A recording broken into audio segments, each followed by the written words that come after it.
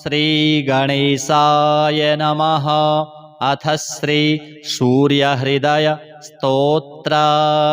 व्यास उवाच अथोपतिष्ठेदादित्य मुदयन्तं समाहितः मन्त्रैस्तु विविधैः सौरैः ऋग्यजुः सामसंभवैः उपस्थाय महायोगं देवदेवं दिवाकरं कुरवीत प्रणतिं भूमौ मूर्ध्ना तेनैव मन्त्रतः ओङ्खद्योताय च शान्ताय कारणत्रयहेतवे निवेदयामि चात्मानं नमस्ते ज्ञानरूपिणे नमस्ते घृणिने तुभ्यं सूर्याय ब्रह्मरूपिणे त्वमेव ब्रह्म परम मापो ज्योतिरसोऽमृतं भूर्भुवः स्वस्त्वमोङ्कारः सर्वरुद्रः सनातनः पुरुषः सन्महोऽन्तस्थं प्रणमामि कपर्दिनं त्वमेव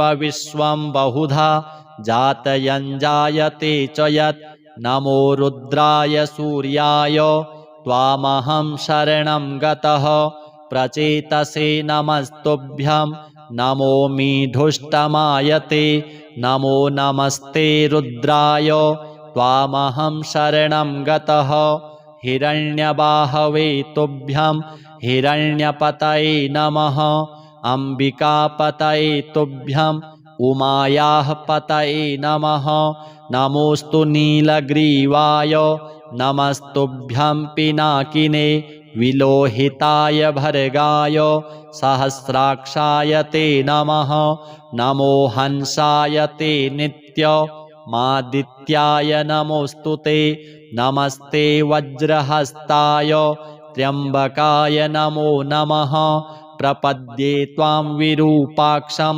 महान्तं परमेश्वरं हिरण्मये गृहे गुप्तम् आत्मानं सर्वदेहिनां नमस्यामि परं ज्योतिर्ब्रह्माणं त्वां परां गतिं विश्वं पशुपतिं भीमं नरनारीशरीरिणं नमः सूर्याय रुद्राय भास्वते परमेष्ठिने उग्राय सर्वभक्षाय त्वां प्रपद्ये सदैव हि एतद्वै सूर्यहृदयं जप्त्वास्तवमनुत्तमं प्रातः कालेऽथ मध्याह्ने नमस्कुर्याद्दिवाकरम् इदं पुत्राय शिष्याय धार्मिकाय द्विजातये प्रदेयं सूर्यहृदयं ब्रह्मणा तु प्रदर्शितं सर्वपापप्रशमनं वेदसारसमुद्भवं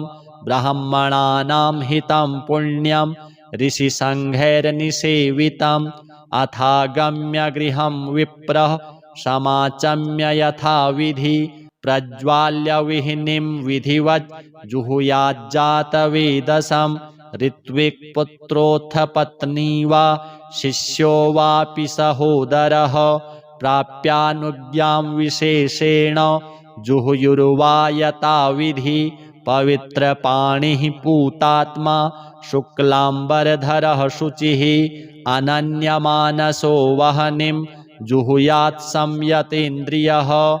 अथ श्री सूर्याष्टकम्।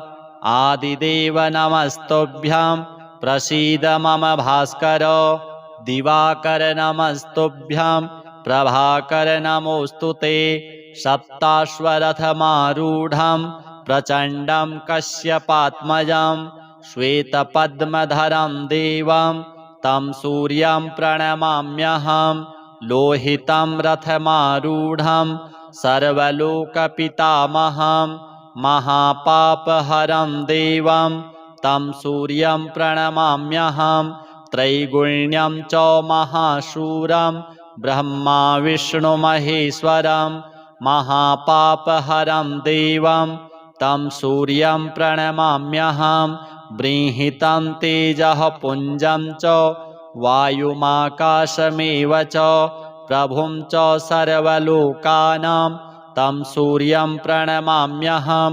बन्धूकपुष्पसङ्काशं हारकुण्डलभूषितम् एकचक्रधरं देवं तं सूर्यं प्रणमाम्यहं तं सूर्यं जगत्कर्तारं महातेजः प्रदीपनं महापापहरं देवं तं सूर्यं प्रणमाम्यहं तं सूर्यं जगतां नाथं ज्ञानविज्ञानमोक्षदं महापापहरं देवं तं सूर्यं प्रणमाम्यहं सूर्याष्टकं पठे नित्यं ग्रहपीडाप्रणाशनम्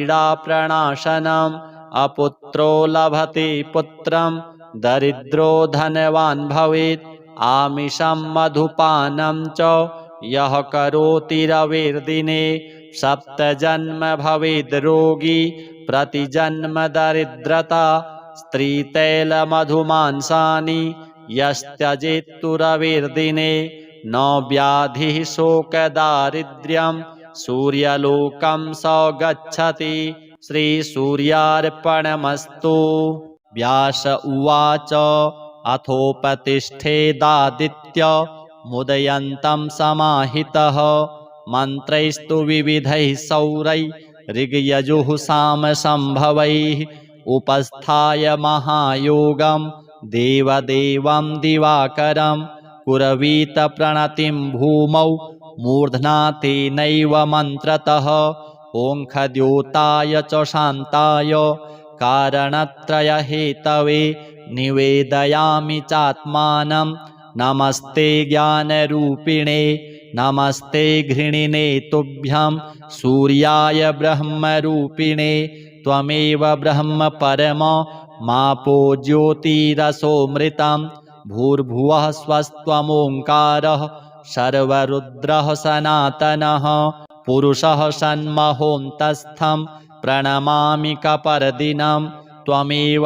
विश्वं बहुधा जातयञ्जायते च यत् नमो रुद्राय सूर्याय त्वामहं शरणं गतः प्रचेतसे नमस्तुभ्यं नमोऽमीढुष्टमायते नमो नमस्ते रुद्राय त्वामहं शरणं गतः हिरण्यबाहवे तुभ्यं हिरण्यपतये नमः अम्बिकापतये तुभ्यं उमायाः पतये नमः नमोऽस्तु नीलग्रीवाय नमस्तुभ्यं पिनाकिने विलोहिताय भर्गाय सहस्राक्षाय ते नमः नमो हंसाय ते नित्य मादित्याय नमोऽस्तु ते नमस्ते वज्रहस्ताय त्र्यम्बकाय नमो नमः प्रपद्ये त्वां विरूपाक्षं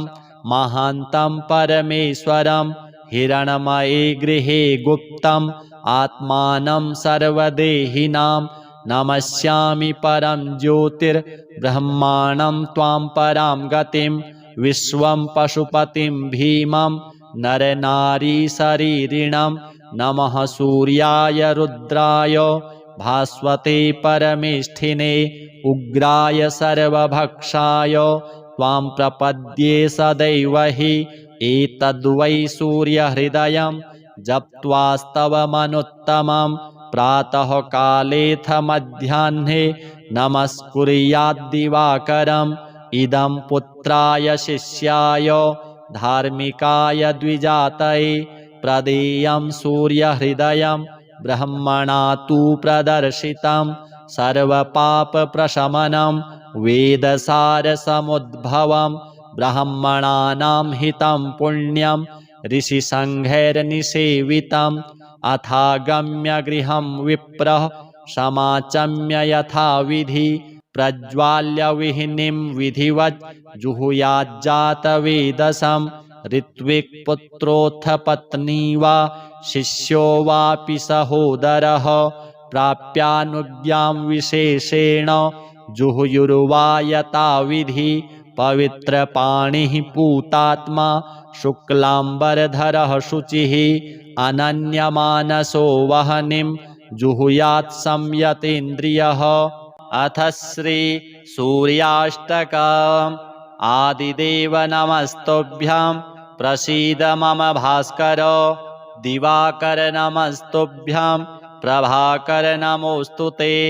सप्ताश्वरथमारूढं प्रचण्डं कश्यपात्मजं श्वेतपद्मधरं देवं तं सूर्यं प्रणमाम्यहं लोहितं रथमारूढं सर्वलोकपितामहं महापापहरं देवं तं सूर्यं प्रणमाम्यहं त्रैगुण्यं च महाशूरं ब्रह्मा विष्णुमहेश्वरं महापापहरं देवं तं सूर्यं प्रणमाम्यहं बृंहितं तेजः पुञ्जं च वायुमाकाशमेव च प्रभुं च सर्वलोकानां तं सूर्यं प्रणमाम्यहं बन्धूकपुष्पसङ्काशं हारकुण्डलभूषितम् एकचक्रधरं देवं तं सूर्यं प्रणमाम्यहं तं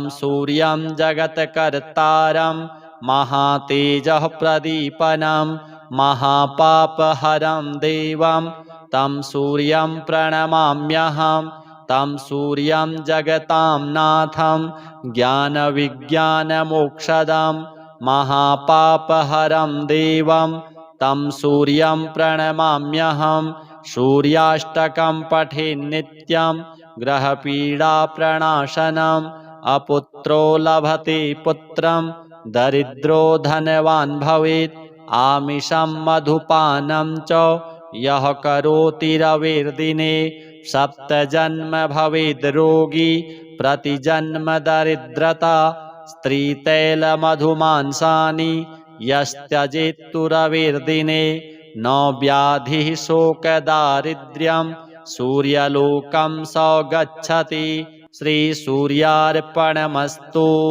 व्यास उवाच अथोपतिष्ठेदादित्य मुदयन्तं समाहितः मन्त्रैस्तु विविधैः सौरैः ऋग्यजुः सामसंभवैः उपस्थाय महायोगं देवदेवं दिवाकरं कुर्वीत प्रणतिं भूमौ मूर्ध्ना तेनैव मन्त्रतः ओङ्खद्योताय च शान्ताय कारणत्रयहेतवे निवेदयामि चात्मानं नमस्ते ज्ञानरूपिणे नमस्ते घृणिने तुभ्यं सूर्याय ब्रह्मरूपिणे त्वमेव ब्रह्म परम मापो ज्योतिरसोऽमृतं भूर्भुवः स्वस्त्वमोङ्कारः सर्वरुद्रः सनातनः पुरुषः सन्महोऽन्तस्थं प्रणमामि कपर्दिनं त्वमेव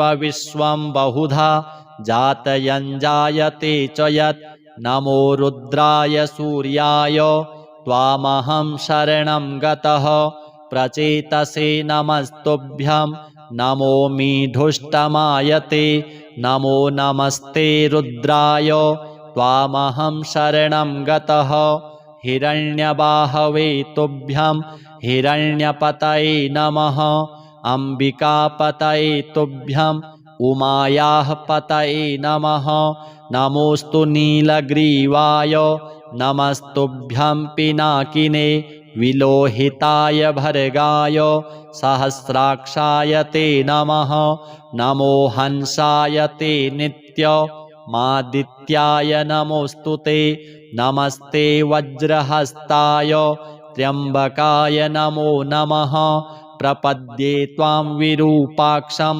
महान्तं परमेश्वरं हिरणमये गृहे गुप्तम् आत्मानं सर्वदेहिनां नमस्यामि परं ज्योतिर्ब्रह्माणं त्वां परां गतिं विश्वं पशुपतिं भीमं नरनारीशरीरिणं नमः सूर्याय रुद्राय भास्वते परमेष्ठिने उग्राय सर्वभक्षाय त्वां प्रपद्ये सदैव हि एतद्वै सूर्यहृदयं जप्त्वास्तवमनुत्तमं प्रातःकालेऽथ मध्याह्ने नमस्कुर्याद्दिवाकरम् इदं पुत्राय शिष्याय धार्मिकाय द्विजातये प्रदेयं सूर्यहृदयं ब्रह्मणा तु प्रदर्शितं सर्वपापप्रशमनं वेदसारसमुद्भवं ब्राह्मणानां हितं पुण्यं ऋषिसङ्घैर्निसेवितम् अथागम्य गृहं विप्रः समाचम्य यथाविधि प्रज्वाल्य विहिनीं विधिवत् जुहुयाज्जातवेदसं ऋत्विक्पुत्रोऽथ पत्नी वा शिष्यो वापि सहोदरः प्राप्यानुज्ञां विशेषेण जुहुयुर्वा यथाविधि पवित्रपाणिः पूतात्मा शुक्लाम्बरधरः शुचिः अनन्यमानसो वहनिं जुहुयात् संयतेन्द्रियः। अथ श्री सूर्याष्टकम्। आदिदेव नमस्तुभ्यं प्रसीद मम भास्कर। दिवाकर नमस्तुभ्यं प्रभाकर नमोऽस्तुते। सप्ताश्वरथमारूढं प्रचण्डं कश्यपात्मजं श्वेतपद्मधरं देवं तं सूर्यं प्रणमाम्यहं। लोहितं रथमारूढं सर्वलोकपितामहं महापापहरं देवं तं सूर्यं प्रणमाम्यहं।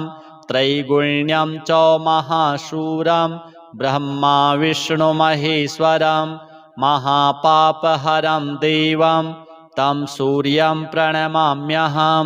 बृंहितं तेजः पुञ्जं च वायुमाकाशमेव च प्रभुं च सर्वलोकानां तं सूर्यं प्रणमाम्यहं। बन्धूकपुष्पसङ्काशं हारकुण्डलभूषितम् एकचक्रधरं देवं तं सूर्यं प्रणमाम्यहं। तं सूर्यं जगत्कर्तारं महातेजः प्रदीपनं महापापहरं देवं तं सूर्यं प्रणमाम्यहं। तं सूर्यं जगतां नाथं ज्ञानविज्ञानमोक्षदं महापापहरं देवं तं सूर्यं प्रणमाम्यहं। सूर्याष्टकं पठेन् नित्यं ग्रहपीडाप्रणाशनम् अपुत्रो लभते पुत्रं दरिद्रो धनवान् भवेत्। आमिषं मधुपानं च यः करोति रविर्दिने सप्तजन्म भवेद् रोगी प्रतिजन्म दरिद्रता।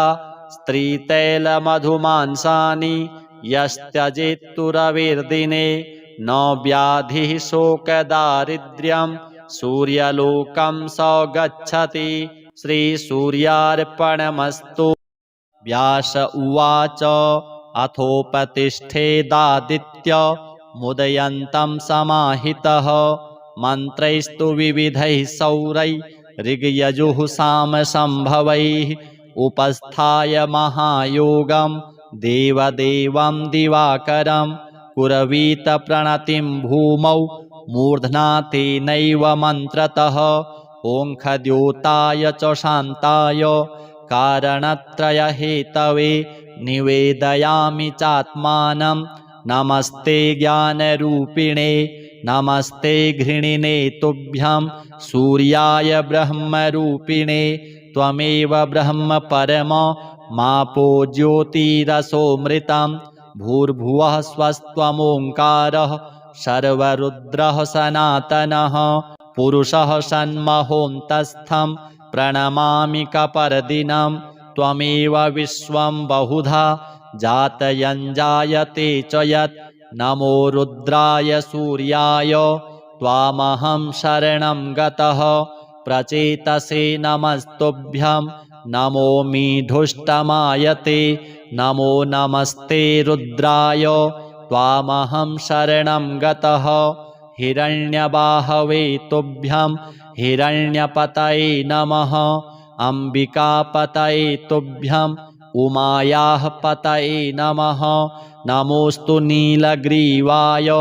नमस्तुभ्यं पिनाकिने विलोहिताय भर्गाय सहस्राक्षाय ते नमः नमो हंसाय ते नित्य मादित्याय नमोऽस्तु ते नमस्ते वज्रहस्ताय त्र्यम्बकाय नमो नमः प्रपद्ये त्वां विरूपाक्षं महान्तं परमेश्वरं हिरण्मये गृहे गुप्तम् आत्मानं सर्वदेहिनां नमस्यामि परं ज्योतिर्ब्रह्माणं त्वां परां गतिं विश्वं पशुपतिं भीमं नरनारीशरीरिणं नमः सूर्याय रुद्राय भास्वते परमेष्ठिने उग्राय सर्वभक्षाय त्वां प्रपद्ये सदैव हि एतद्वै सूर्यहृदयं जप्त्वास्तवमनुत्तमं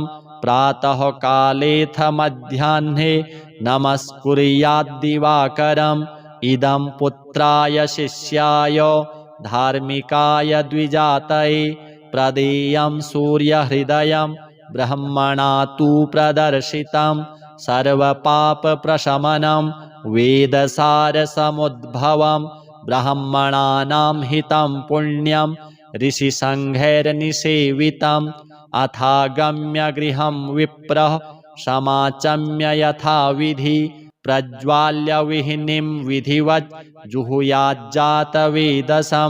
ऋत्विक्पुत्रोऽथ पत्नी वा शिष्यो वापि सहोदरः प्राप्यानुज्ञां विशेषेण जुहुयुर्वा यथाविधि पवित्रपाणिः पूतात्मा शुक्लाम्बरधरः शुचिः अनन्यमानसो वहनिं जुहुयात् संयतेन्द्रियः।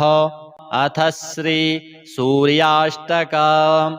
आदिदेव नमस्तुभ्यं प्रसीद मम भास्कर। दिवाकर नमस्तुभ्यं प्रभाकर नमोऽस्तुते। सप्ताश्वरथमारूढं प्रचण्डं कश्यपात्मजं श्वेतपद्मधरं देवं तं सूर्यं प्रणमाम्यहं।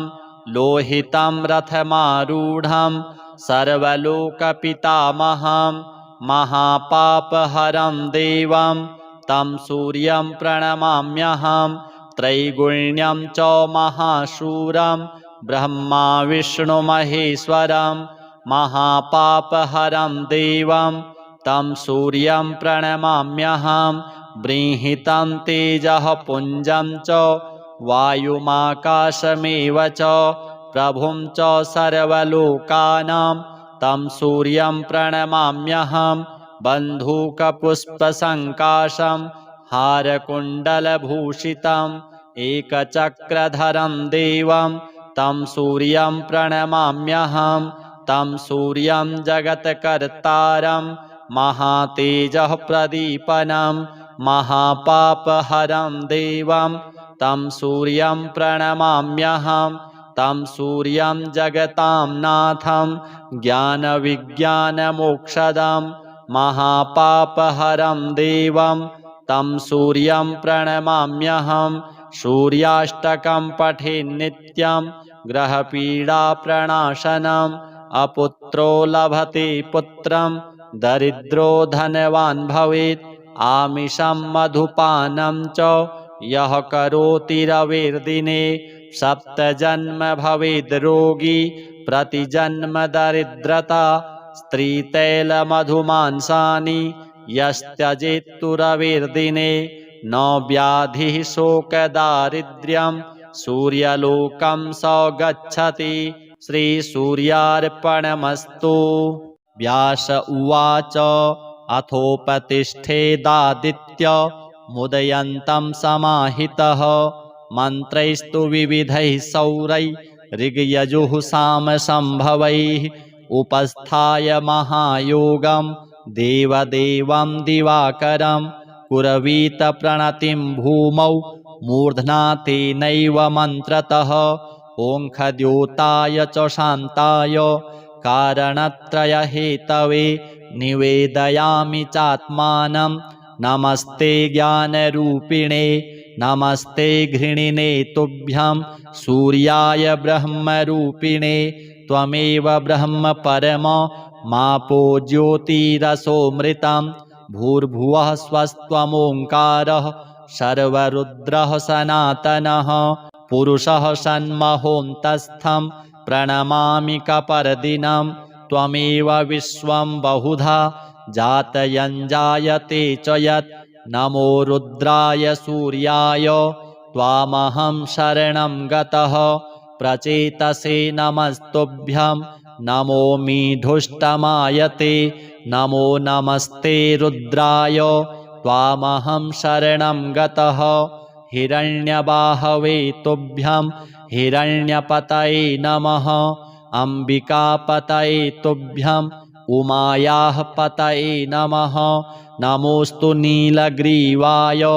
नमस्तुभ्यं पिनाकिने विलोहिताय भर्गाय सहस्राक्षाय ते नमः नमो हंसाय ते नित्य मादित्याय नमोऽस्तु ते नमस्ते वज्रहस्ताय त्र्यम्बकाय नमो नमः प्रपद्ये त्वां विरूपाक्षं महान्तं परमेश्वरं हिरणमये गृहे गुप्तम् आत्मानं सर्वदेहिनां नमस्यामि परं ज्योतिर्ब्रह्माणं त्वां परां गतिं विश्वं पशुपतिं भीमं नरनारीशरीरिणं नमः सूर्याय रुद्राय भास्वते परमेष्ठिने उग्राय सर्वभक्षाय त्वां प्रपद्ये सदैव हि एतद्वै सूर्यहृदयं जप्त्वास्तवमनुत्तमं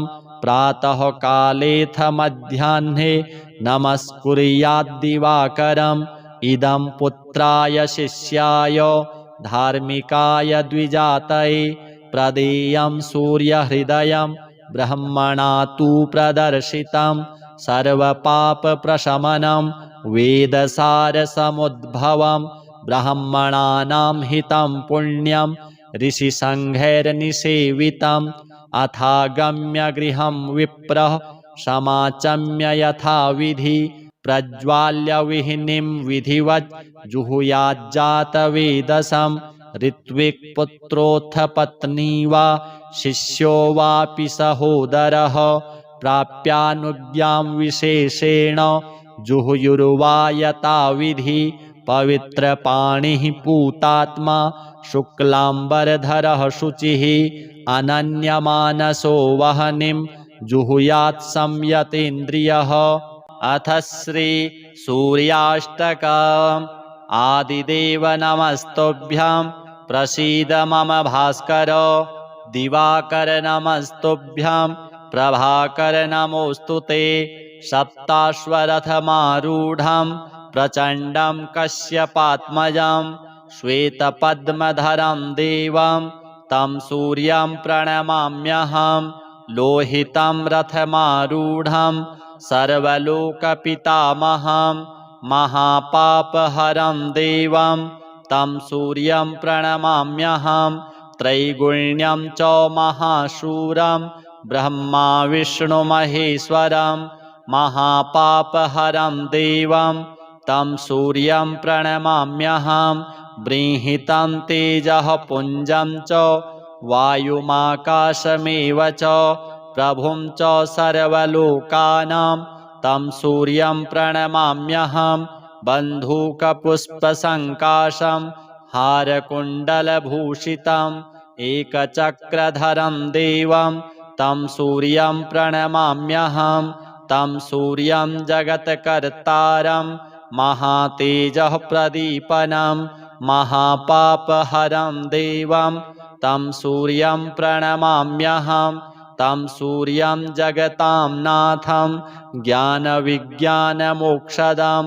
महापापहरं देवं तं सूर्यं प्रणमाम्यहं सूर्याष्टकं पठेन्नित्यं ग्रहपीडाप्रणाशनम् अपुत्रो लभते पुत्रं दरिद्रो धनवान् भवेत् आमिषं मधुपानं च यः करोति रविर्दिने सप्तजन्म भवेद् रोगी प्रतिजन्म दरिद्रता स्त्रीतैलमधुमांसानि यस्त्यजेत्तु रविर्दिने न व्याधिः शोकदारिद्र्यं सूर्यलोकं स गच्छति श्रीसूर्यार्पणमस्तु। व्यास उवाच अथोपतिष्ठेदादित्य मुदयन्तं समाहितः मन्त्रैस्तु विविधैः सौरैः ऋग्यजुः सामसंभवैः उपस्थाय महायोगं देवदेवं दिवाकरं कुर्वीत प्रणतिं भूमौ मूर्ध्ना तेनैव मन्त्रतः ओङ्खद्योताय च शान्ताय कारणत्रयहेतवे निवेदयामि चात्मानं नमस्ते ज्ञानरूपिणे नमस्ते घृणिने तुभ्यं सूर्याय ब्रह्मरूपिणे त्वमेव ब्रह्म परम मापो ज्योतिरसोऽमृतं भूर्भुवः स्वस्त्वमोङ्कारः सर्वरुद्रः सनातनः पुरुषः सन्महोऽन्तस्थं प्रणमामि कपर्दिनं त्वमेव विश्वं बहुधा जातयञ्जायते च यत् नमो रुद्राय सूर्याय त्वामहं शरणं गतः प्रचेतसे नमस्तुभ्यं नमोऽमि धुष्टमायते नमो नमस्ते रुद्राय त्वामहं शरणं गतः हिरण्यबाहवे तुभ्यं हिरण्यपतये नमः अम्बिकापतये तुभ्यं उमायाः पतये नमः नमोऽस्तु नीलग्रीवाय नमस्तुभ्यं पिनाकिने विलोहिताय भर्गाय सहस्राक्षाय ते नमः नमो हंसाय ते नित्यमादित्याय नमोऽस्तु ते नमस्ते वज्रहस्ताय त्र्यम्बकाय नमो नमः प्रपद्ये त्वां विरूपाक्षं महान्तं परमेश्वरं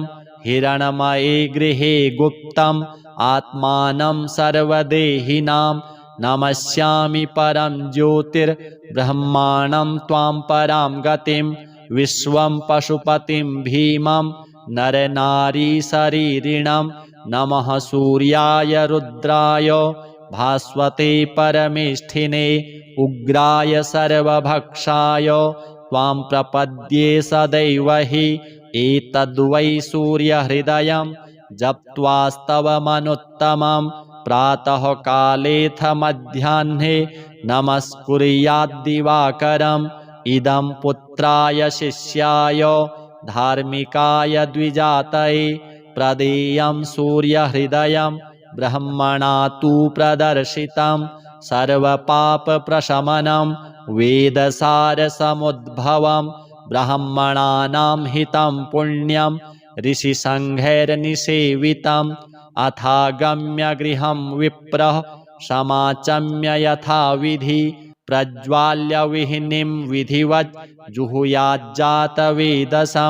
ऋत्विक्पुत्रोऽथ पत्नी वा शिष्यो वापि सहोदरः प्राप्यानुज्ञां विशेषेण जुहुयुर्वा यथाविधि पवित्रपाणिः पूतात्मा शुक्लाम्बरधरः शुचिः अनन्यमानसो वहनिं जुहुयात् संयतेन्द्रियः अथ श्री सूर्याष्टकम् आदिदेव नमस्तुभ्यं प्रसीद मम भास्कर दिवाकर नमस्तुभ्यं प्रभाकर नमोऽस्तु ते सप्ताश्वरथमारूढं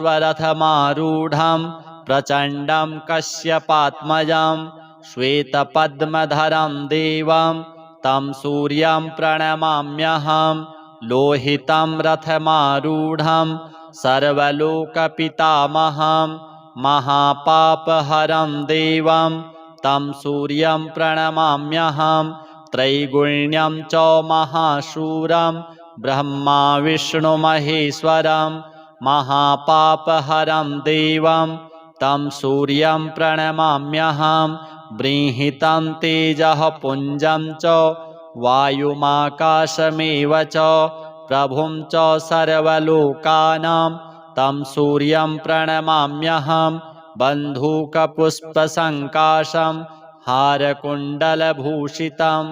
एकचक्रधरं देवं तं सूर्यं प्रणमाम्यहं तं सूर्यं जगत्कर्तारं महातेजः प्रदीपनं महापापहरं देवं तं सूर्यं प्रणमाम्यहं तं सूर्यं जगतां नाथं ज्ञानविज्ञानमोक्षदं महापापहरं देवं तं सूर्यं प्रणमाम्यहं सूर्याष्टकं पठे नित्यं ग्रहपीडाप्रणाशनम् अपुत्रो लभते पुत्रं दरिद्रो धनवान् भवेत् आमिषं मधुपानं च यः करोति रविर्दिने सप्तजन्म भवेद् रोगी प्रतिजन्म दरिद्रता स्त्रीतैलमधुमांसानि यस्त्यजेत्तु रविर्दिने न व्याधिः शोकदारिद्र्यं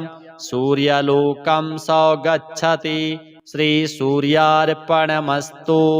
व्यास उवाच अथोपतिष्ठेदादित्य मुदयन्तं समाहितः मन्त्रैस्तु विविधैः सौरैः ऋग्यजुः सामसंभवैः उपस्थाय महायोगं देवदेवं दिवाकरं कुर्वीत प्रणतिं भूमौ मूर्ध्ना तेनैव मन्त्रतः ओङ्खद्योताय च शान्ताय कारणत्रयहेतवे निवेदयामि चात्मानं नमस्ते ज्ञानरूपिणे नमस्ते घृणिने तुभ्यं सूर्याय ब्रह्मरूपिणे त्वमेव ब्रह्म परम मापो ज्योतिरसोऽमृतं भूर्भुवः स्वस्त्वमोङ्कारः सर्वरुद्रः सनातनः पुरुषः सन्महोऽन्तस्थं प्रणमामि कपर्दिनं त्वमेव विश्वं बहुधा जातयञ्जायते च यत् नमो रुद्राय सूर्याय त्वामहं शरणं गतः प्रचेतसे नमस्तुभ्यं नमो मीढुष्टमायते नमो नमस्ते रुद्राय त्वामहं शरणं गतः हिरण्यबाहवे तुभ्यं हिरण्यपतये नमः अम्बिकापतये तुभ्यं उमायाः पतये नमः नमोऽस्तु नीलग्रीवाय नमस्तुभ्यं पिनाकिने विलोहिताय भर्गाय सहस्राक्षाय ते नमः नमो हंसाय ते नित्य मादित्याय नमोऽस्तु ते नमस्ते वज्रहस्ताय त्र्यम्बकाय नमो नमः प्रपद्ये त्वां विरूपाक्षं महान्तं परमेश्वरं हिरणमये गृहे गुप्तम् आत्मानं सर्वदेहिनां नमस्यामि परं ज्योतिर्ब्रह्माणं त्वां परां गतिं विश्वं पशुपतिं भीमं नरनारीशरीरिणं नमः सूर्याय रुद्राय भास्वते परमेष्ठिने उग्राय सर्वभक्षाय त्वां प्रपद्ये सदैव हि एतद्वै सूर्यहृदयं जप्त्वास्तवमनुत्तमं प्रातः कालेऽथ मध्याह्ने नमस्कुर्याद्दिवाकरम् इदं पुत्राय शिष्याय धार्मिकाय द्विजातये प्रदेयं सूर्यहृदयं ब्रह्मणा तु प्रदर्शितं सर्वपापप्रशमनं वेदसारसमुद्भवं ब्राह्मणानां हितं पुण्यं ऋषिसङ्घैर्निसेवितम् अथागम्य गृहं विप्रः समाचम्य यथाविधि प्रज्वाल्य विहिनीं विधिवत् जुहुयाज्जातवेदसं ऋत्विक्पुत्रोऽथ पत्नी वा शिष्यो वापि सहोदरः प्राप्यानुज्ञां विशेषेण जुहुयुर्वा यथाविधि पवित्रपाणिः पूतात्मा शुक्लाम्बरधरः शुचिः अनन्यमानसो वह्निं जुहुयात् संयतेन्द्रियः। अथ श्री सूर्याष्टकम्।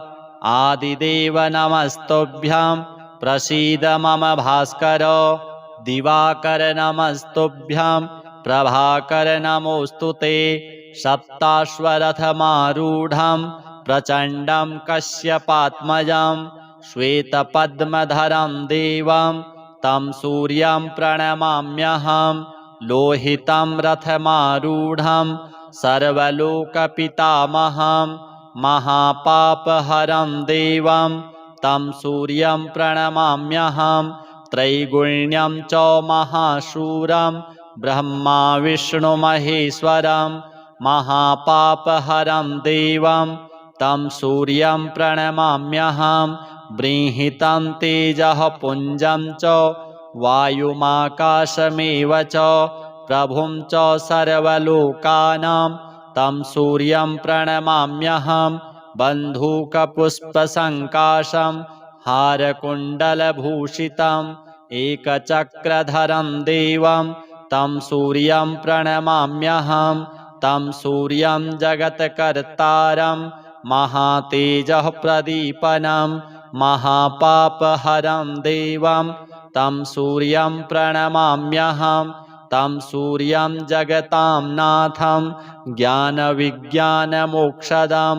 महापापहरं देवं तं सूर्यं प्रणमाम्यहं सूर्याष्टकं पठे नित्यं ग्रहपीडाप्रणाशनम् अपुत्रो लभते पुत्रं दरिद्रो धनवान् भवेत् आमिषं मधुपानं च यः करोति रविर्दिने सप्तजन्म भवेद् रोगी प्रतिजन्म दरिद्रता स्त्रीतैलमधुमांसानि यस्त्यजेत्तु रविर्दिने न व्याधिः शोकदारिद्र्यं सूर्यलोकं स गच्छति श्रीसूर्यार्पणमस्तु।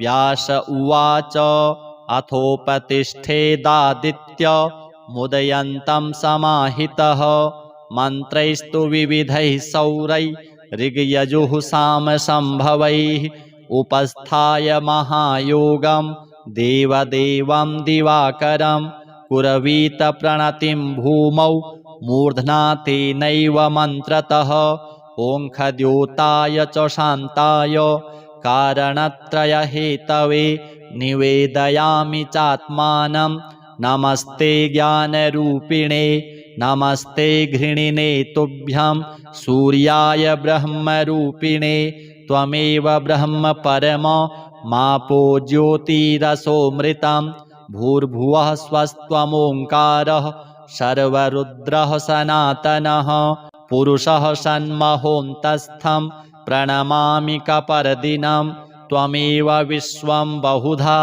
जातयञ्जायते च यत् नमो रुद्राय सूर्याय त्वामहं शरणं गतः प्रचेतसे नमस्तुभ्यं नमोऽमि धुष्टमायते नमो नमस्ते रुद्राय त्वामहं शरणं गतः हिरण्यबाहवे तुभ्यं हिरण्यपतये नमः अम्बिकापतये तुभ्यं उमायाः पतये नमः नमोऽस्तु नीलग्रीवाय नमस्तुभ्यं पिनाकिने विलोहिताय भर्गाय सहस्राक्षाय ते नमः नमो हंसाय ते नित्य मादित्याय नमोऽस्तु ते नमस्ते वज्रहस्ताय त्र्यम्बकाय नमो नमः प्रपद्ये त्वां विरूपाक्षं महान्तं परमेश्वरं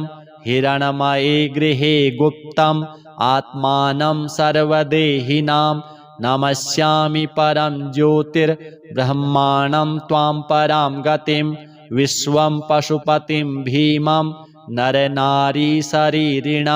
नमः सूर्याय रुद्राय भास्वते परमेष्ठिने उग्राय सर्वभक्षाय त्वां प्रपद्ये सदैव हि एतद्वै सूर्यहृदयं जप्त्वास्तवमनुत्तमं प्रातःकालेऽथ मध्याह्ने नमस्कुर्याद्दिवाकरम् इदं पुत्राय शिष्याय धार्मिकाय द्विजातये प्रदेयं सूर्यहृदयं ब्रह्मणा तु प्रदर्शितं सर्वपापप्रशमनं वेदसारसमुद्भवं ब्राह्मणानां हितं पुण्यं ऋषिसङ्घैर्निसेवितम् अथागम्य गृहं विप्रः समाचम्य यथाविधि प्रज्वाल्य विहिनीं विधिवत् जुहुयाज्जातवेदसं ऋत्विक्पुत्रोऽथ पत्नी वा शिष्यो वापि सहोदरः प्राप्यानुज्ञां विशेषेण जुहुयुर्वा यथाविधि पवित्रपाणिः पूतात्मा शुक्लाम्बरधरः शुचिः अनन्यमानसो वह्निं जुहुयात् संयतेन्द्रियः। अथ श्री सूर्याष्टकम्। आदिदेव नमस्तुभ्यं प्रसीद मम भास्कर। दिवाकर नमस्तुभ्यं प्रभाकर नमोऽस्तु ते। सप्ताश्वरथमारूढं प्रचण्डं कश्यपात्मजं श्वेतपद्मधरं देवं तं सूर्यं प्रणमाम्यहं। लोहितं रथमारूढं सर्वलोकपितामहं महापापहरं देवं तं सूर्यं प्रणमाम्यहं। त्रैगुण्यं च महाशूरं ब्रह्मा विष्णुमहेश्वरं महापापहरं देवं तं सूर्यं प्रणमाम्यहं। बृंहितं तेजः पुञ्जं च वायुमाकाशमेव च प्रभुं च सर्वलोकानां तं सूर्यं प्रणमाम्यहं। बन्धूकपुष्पसङ्काशं हारकुण्डलभूषितम् एकचक्रधरं देवं तं सूर्यं प्रणमाम्यहं। तं सूर्यं जगत्कर्तारं महातेजः प्रदीपनं महापापहरं देवं तं सूर्यं प्रणमाम्यहं। तं सूर्यं जगतां नाथं ज्ञानविज्ञानमोक्षदं महापापहरं देवं तं सूर्यं प्रणमाम्यहं। सूर्याष्टकं पठेन्नित्यं ग्रहपीडाप्रणाशनम्। अपुत्रो लभते पुत्रं दरिद्रो धनवान् भवेत्। आमिषं मधुपानं च यः करोति रविर्दिने 7 जन्म भवेद् रोगी प्रतिजन्म दरिद्रता।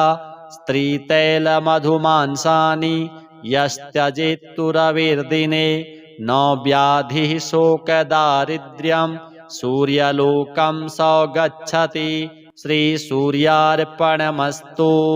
व्यास उवाच अथोपतिष्ठेदादित्य मुदयन्तं समाहितः मन्त्रैस्तु विविधैः सौरैः ऋग्यजुः सामसंभवैः उपस्थाय महायोगं देवदेवं दिवाकरं कुर्वीत प्रणतिं भूमौ मूर्ध्ना तेनैव मन्त्रतः। ओङ्खद्योताय च शान्ताय कारणत्रयहेतवे निवेदयामि चात्मानं। नमस्ते ज्ञानरूपिणे नमस्ते घृणिने तुभ्यं सूर्याय ब्रह्मरूपिणे। त्वमेव ब्रह्म परम मापो ज्योतिरसोऽमृतं भूर्भुवः स्वस्त्वमोङ्कारः सर्वरुद्रः सनातनः पुरुषः सन्महोऽन्तस्थं प्रणमामि कपर्दिनं।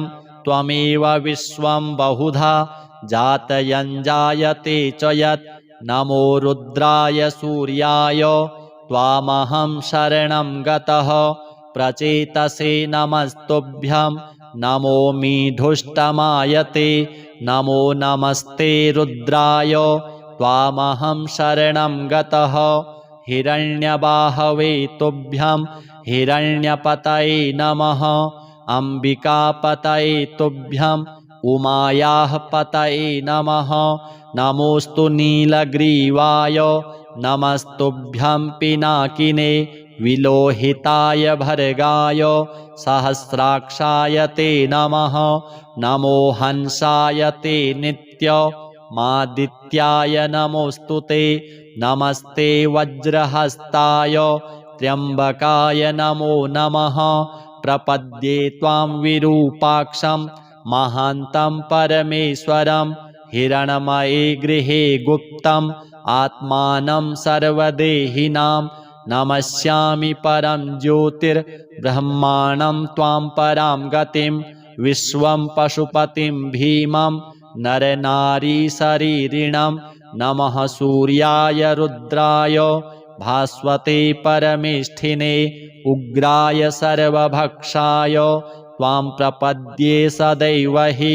एतद्वै सूर्यहृदयं जप्त्वास्तवमनुत्तमं प्रातः कालेऽथ मध्याह्ने नमस्कुर्याद्दिवाकरम् इदं पुत्राय शिष्याय धार्मिकाय द्विजातये प्रदेयं सूर्यहृदयं ब्रह्मणा तु प्रदर्शितं सर्वपापप्रशमनं वेदसारसमुद्भवं ब्राह्मणानां हितं पुण्यं ऋषिसङ्घैर्निसेवितम् अथागम्य गृहं विप्रः समाचम्य यथाविधि प्रज्वाल्य विहिनीं विधिवत् जुहुयाज्जातवेदसं ऋत्विक्पुत्रोऽथ पत्नी वा शिष्यो वापि सहोदरः प्राप्यानुज्ञां विशेषेण जुहुयुर्वा यथाविधि पवित्रपाणिः पूतात्मा शुक्लाम्बरधरः शुचिः अनन्यमानसो वह्निं जुहुयात् संयतेन्द्रियः। अथ श्री सूर्याष्टकम्। आदिदेव नमस्तुभ्यं प्रसीद मम भास्कर। दिवाकर नमस्तुभ्यं प्रभाकर नमोऽस्तुते। सप्ताश्वरथमारूढं प्रचण्डं कश्यपात्मजं श्वेतपद्मधरं देवं तं सूर्यं प्रणमाम्यहं। लोहितं रथमारूढं सर्वलोकपितामहं महापापहरं देवं तं सूर्यं प्रणमाम्यहं। त्रैगुण्यं च महाशूरं ब्रह्मा विष्णुमहेश्वरं महापापहरं देवं तं सूर्यं प्रणमाम्यहं। बृंहितं तेजः पुञ्जं च वायुमाकाशमेव च प्रभुं च सर्वलोकानां तं सूर्यं प्रणमाम्यहं।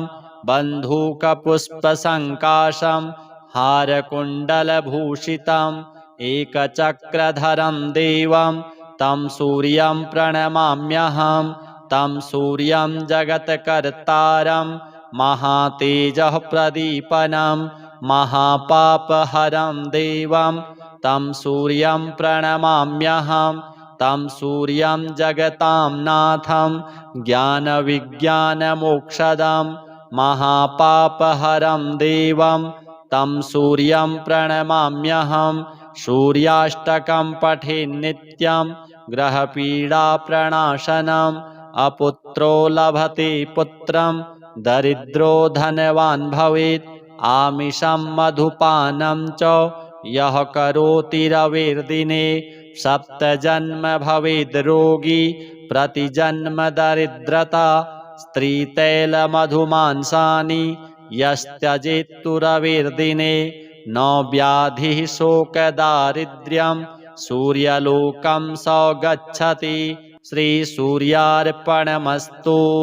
व्यास उवाच अथोपतिष्ठेदादित्य मुदयन्तं समाहितः मन्त्रैस्तु विविधैः सौरैः ऋग्यजुः सामसंभवैः उपस्थाय महायोगं देवदेवं दिवाकरं कुर्वीत प्रणतिं भूमौ मूर्ध्ना तेनैव मन्त्रतः ओङ्खद्योताय च शान्ताय कारणत्रयहेतवे निवेदयामि चात्मानं। नमस्ते ज्ञानरूपिणे नमस्ते घृणिने तुभ्यं सूर्याय ब्रह्मरूपिणे त्वमेव ब्रह्म परम मापो ज्योतिरसोऽमृतं। भूर्भुवः स्वस्त्वमोङ्कारः सर्वरुद्रः सनातनः पुरुषः सन्महोऽन्तस्थं प्रणमामि कपर्दिनं। त्वमेव विश्वं बहुधा जातयञ्जायते च यत् नमो रुद्राय सूर्याय त्वामहं शरणं गतः। प्रचेतसे नमस्तुभ्यं नमो मीढुष्टमायते नमो नमस्ते रुद्राय त्वामहं शरणं गतः। हिरण्यबाहवे तुभ्यं हिरण्यपतये नमः। अम्बिकापतये तुभ्यं उमायाः पतये नमः। नमोऽस्तु नीलग्रीवाय नमस्तुभ्यं पिनाकिने विलोहिताय भर्गाय सहस्राक्षाय ते नमः। नमो हंसाय ते नित्यमादित्याय नमोऽस्तुते। नमस्ते वज्रहस्ताय त्र्यम्बकाय नमो नमः। प्रपद्ये त्वां विरूपाक्षं महान्तं परमेश्वरं। हिरण्मये गृहे गुप्तम् आत्मानं सर्वदेहिनां। नमस्यामि परं ज्योतिर्ब्रह्माणं त्वां परां गतिं। विश्वं पशुपतिं भीमं नरनारीशरीरिणं। नमः सूर्याय रुद्राय भास्वते परमेष्ठिने। उग्राय सर्वभक्षाय त्वां प्रपद्ये सदैव हि। एतद्वै सूर्यहृदयं जप्त्वास्तवमनुत्तमं।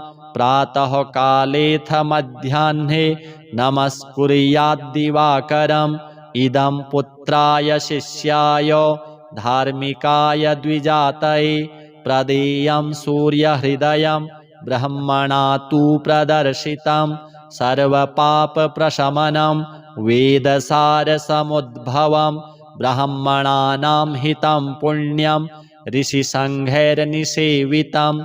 अथागम्य गृहं विप्रः समाचम्य यथाविधि। प्रज्वाल्य विहिनीं विधिवत् जुहुयाज्जातवेदसं। ऋत्विक्पुत्रोऽथ पत्नी वा शिष्यो वापि सहोदरः। प्राप्यानुज्ञां विशेषेण जुहुयुर्वा यथाविधि। पवित्रपाणिः पूतात्मा शुक्लाम्बरधरः शुचिः। अनन्यमानसो वह्निं जुहुयात् संयतेन्द्रियः। अथ श्री सूर्याष्टकम्। आदिदेव नमस्तुभ्यं प्रसीद मम भास्कर। दिवाकर नमस्तुभ्यं प्रभाकर नमोऽस्तुते। सप्ताश्वरथमारूढं प्रचण्डं कश्यपात्मजं। श्वेतपद्मधरं देवं तं सूर्यं प्रणमाम्यहं। लोहितं रथमारूढं सर्वलोकपितामहं। महापापहरं देवं तं सूर्यं प्रणमाम्यहं। त्रैगुण्यं च महाशूरं ब्रह्मा विष्णुमहेश्वरं। महापापहरं देवं तं सूर्यं प्रणमाम्यहं। बृंहितं तेजः पुञ्जं च वायुमाकाशमेव च प्रभुं च सर्वलोकानां तं सूर्यं प्रणमाम्यहं। बन्धूकपुष्पसङ्काशं हारकुण्डलभूषितम् एकचक्रधरं देवं तं सूर्यं प्रणमाम्यहं। तं सूर्यं जगत्कर्तारं महातेजः प्रदीपनं। महापापहरं देवं तं सूर्यं प्रणमाम्यहं। तं सूर्यं जगतां नाथं ज्ञानविज्ञानमोक्षदं। महापापहरं देवं तं सूर्यं प्रणमाम्यहं। सूर्याष्टकं पठेन् नित्यं ग्रहपीडाप्रणाशनम्। अपुत्रो लभते पुत्रं दरिद्रो धनवान् भवेत्। आमिषं मधुपानं च यः करोति रविर्दिने। सप्तजन्म भवेद् रोगी प्रतिजन्म दरिद्रता। स्त्रीतैलमधुमांसानि यस्त्यजेत्तु रविर्दिने। न व्याधिः शोकदारिद्र्यं सूर्यलोकं स गच्छति। श्रीसूर्यार्पणमस्तु। व्यास उवाच अथोपतिष्ठेदादित्य मुदयन्तं समाहितः। मन्त्रैस्तु विविधैः सौरैः ऋग्यजुः सामसंभवैः। उपस्थाय महायोगं देवदेवं दिवाकरं। कुर्वीत प्रणतिं भूमौ मूर्ध्ना तेनैव मन्त्रतः। ओङ्खद्योताय च शान्ताय कारणत्रयहेतवे निवेदयामि चात्मानं।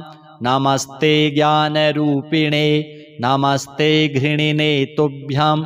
सूर्याय ब्रह्मरूपिणे त्वमेव ब्रह्म परम मापो ज्योतिरसोऽमृतं भूर्भुवः स्वस्त्वमोङ्कारः सर्वरुद्रः सनातनः पुरुषः सन्महोऽन्तस्थं प्रणमामि कपर्दिनं त्वमेव विश्वं बहुधा जातयञ्जायते च यत् नमो रुद्राय सूर्याय त्वामहं शरणं गतः प्रचेतसे नमस्तुभ्यं नमो मीढुष्टमायते नमो नमस्ते रुद्राय त्वामहं शरणं गतः हिरण्यबाहवे तुभ्यं हिरण्यपतये नमः अम्बिकापतये तुभ्यं उमायाः पतये नमः नमोऽस्तु नीलग्रीवाय नमस्तुभ्यं पिनाकिने विलोहिताय भर्गाय सहस्राक्षाय ते नमः नमो हंसाय ते नित्यमादित्याय नमोऽस्तु ते नमस्ते वज्रहस्ताय त्र्यम्बकाय नमो नमः प्रपद्ये त्वां विरूपाक्षं महान्तं परमेश्वरं हिरण्मये गृहे गुप्तम् आत्मानं सर्वदेहिनां नमस्यामि परं ज्योतिर्ब्रह्माणं त्वां परां गतिं विश्वं पशुपतिं भीमं नरनारीशरीरिणं नमः सूर्याय रुद्राय भास्वते परमेष्ठिने उग्राय सर्वभक्षाय त्वां प्रपद्ये सदैव हि एतद्वै सूर्यहृदयं जप्त्वास्तवमनुत्तमं प्रातःकालेऽथ मध्याह्ने नमस्कुर्याद्दिवाकरम् इदं पुत्राय शिष्याय धार्मिकाय द्विजातये प्रदेयं सूर्यहृदयं ब्रह्मणा तु प्रदर्शितं सर्वपापप्रशमनं वेदसारसमुद्भवं ब्राह्मणानां हितं पुण्यं ऋषिसङ्घैर्निसेवितम् अथागम्य गृहं विप्रः समाचम्य यथाविधि प्रज्वाल्य विहिनीं विधिवत् जुहुयाज्जातवेदसं ऋत्विक्पुत्रोऽथ पत्नी वा शिष्यो वापि सहोदरः प्राप्यानुज्ञां विशेषेण जुहुयुर्वा यथाविधि पवित्रपाणिः पूतात्मा शुक्लाम्बरधरः शुचिः अनन्यमानसो वह्निं जुहुयात् संयतेन्द्रियः अथ श्री सूर्याष्टकम् आदिदेव नमस्तुभ्यं प्रसीद मम भास्कर दिवाकर नमस्तुभ्यं प्रभाकर नमोऽस्तु ते सप्ताश्वरथमारूढं प्रचण्डं कश्यपात्मजं श्वेतपद्मधरं देवं तं सूर्यं प्रणमाम्यहं लोहितं रथमारूढं सर्वलोकपितामहं महापापहरं देवं तं सूर्यं प्रणमाम्यहं त्रैगुण्यं च महाशूरं ब्रह्मा विष्णुमहेश्वरं महापापहरं देवं तं सूर्यं प्रणमाम्यहं बृंहितं तेजः पुञ्जं च वायुमाकाशमेव च प्रभुं च सर्वलोकानां तं सूर्यं प्रणमाम्यहं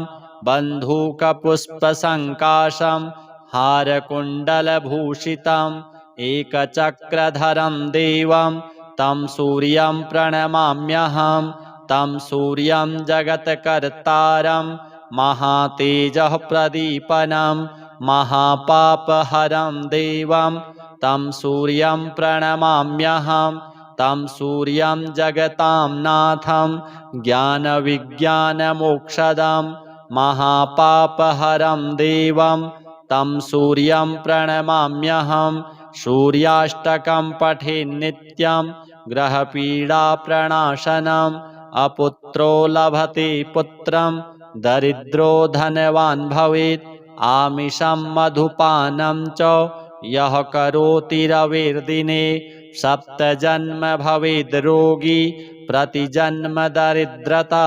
स्त्रीतैलमधुमांसानि यस्त्यजेत्तु रविर्दिने न व्याधिः शोकदारिद्र्यं सूर्यलोकं स गच्छति।